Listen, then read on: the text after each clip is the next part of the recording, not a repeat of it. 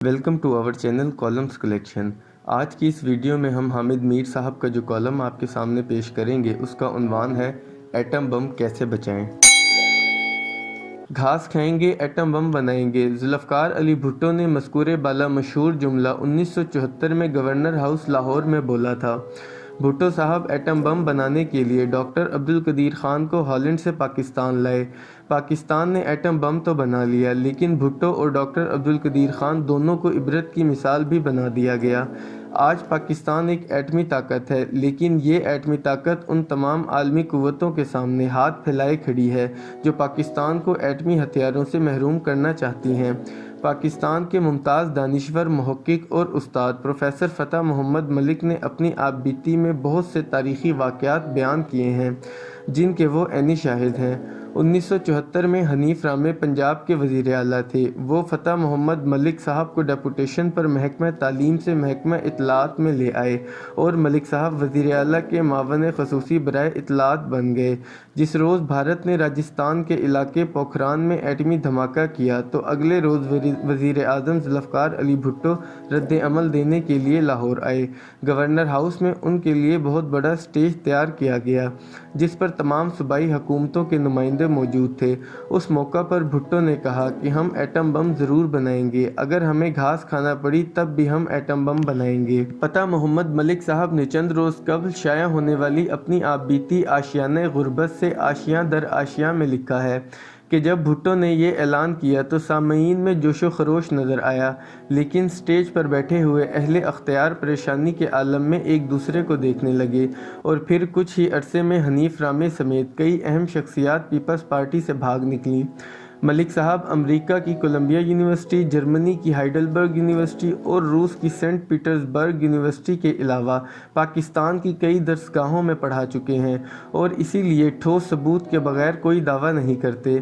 उन्हें यकीन है कि भुट्टो को एटमी प्रोग्राम से बाज रखने के लिए अमरीकी वज़ीर ख़ारजा हेनरी किसिंजर के ज़रिए धमकी दी गई, लेकिन जब भुट्टो बाज ना आए तो उन्हें एक खौफनाक अंजाम से दोचार किया गया। मलिक साहब की आपबीती के मुताले से पता चलता है कि सियासी लीडर जब मकबूलियत की इंतहा पर पहुंचता है तो फिर मकबूलियत को कायम रखना एक चैलेंज बन जाता है। एक मामूली सी गलती और कोलो फेल का तजाद उसे हीरो से विलन बना देता है।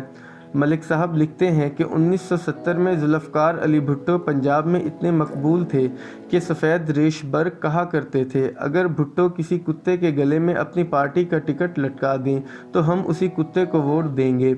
जब भुट्टो साहब इक़्तिदार में आए तो अपनी पार्टी को मजबूत ना कर सके। पीपल्स पार्टी नज़रियाती कारकुनों और इब्नुल वक्त जागीरदारों की लड़ाई के बाइस कमज़ोर हो गई।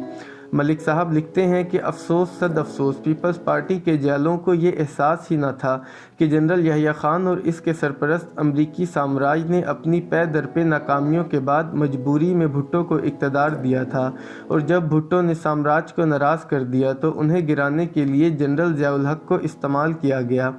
मलिक साहब बताते हैं कि एक तरफ डॉक्टर मुबश्शिर हसन जैसा पढ़ा लिखा आदमी मलिक मेराज खालिद को बर्दाश्त नहीं करता था, तो दूसरी तरफ मौलाना कोसर न्याजी ने खुर्शीद हसन मीर जैसे नज़रियाती लोगों को पार्टी छोड़ने पर मजबूर कर दिया।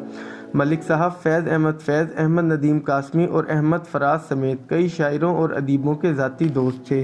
अहमद नदीम कासमी तरक्की पसंद थे, लेकिन फैज़ साहब से नाला रहते थे। वज़ीर तालीम अब्दुल हफीज़ पीरज़ादा की तरफ से फैज़ साहब को और वज़ीर इत्तलात कोसर न्याजी की तरफ से अहमद फराज को तंग किया जाता था। फैज़ साहब को भुट्टो ने अपना कल्चरल एडवाइज़र बनाया, लेकिन पीरज़ादा ने उन्हें भगा दिया। फराज साहब महकमा इत्तलात के एक झेली इदारे से वाबस्ता थे।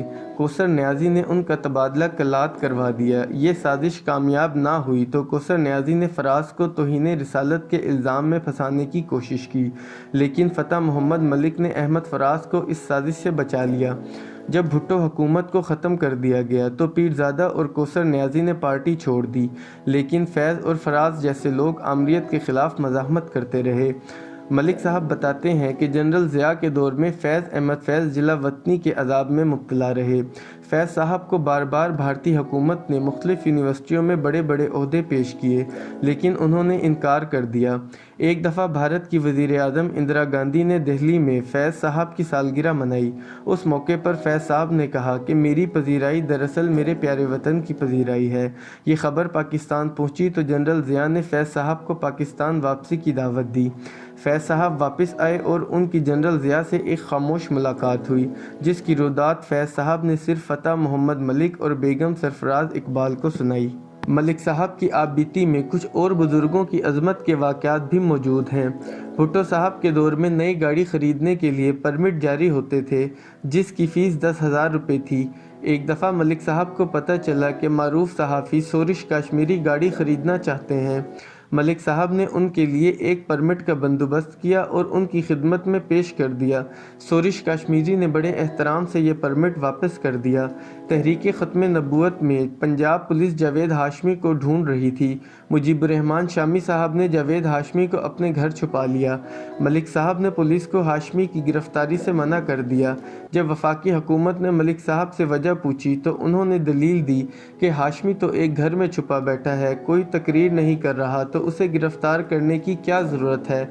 मलिक साहब की आपबीती में भुट्टो की किताब आज़ादी मोहम पर पूरा बाब शामिल है।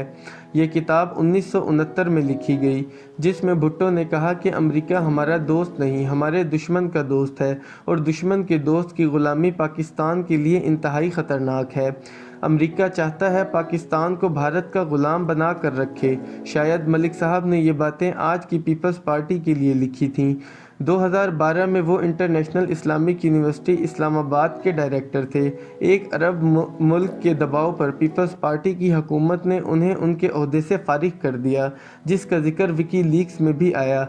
मलिक साहब ने अपनी आपबीती के इख्तिताम में लिखा है कि हमें मगरबी साम्राज्य और अरब मलूकियत के सामने हाथ फैलाने की बजाय अपने ग़ुलामाना तर्ज़ फ़िक्र को जुर्रत इज़हार और ख़ुद मुख्तारी में तब्दील करना है।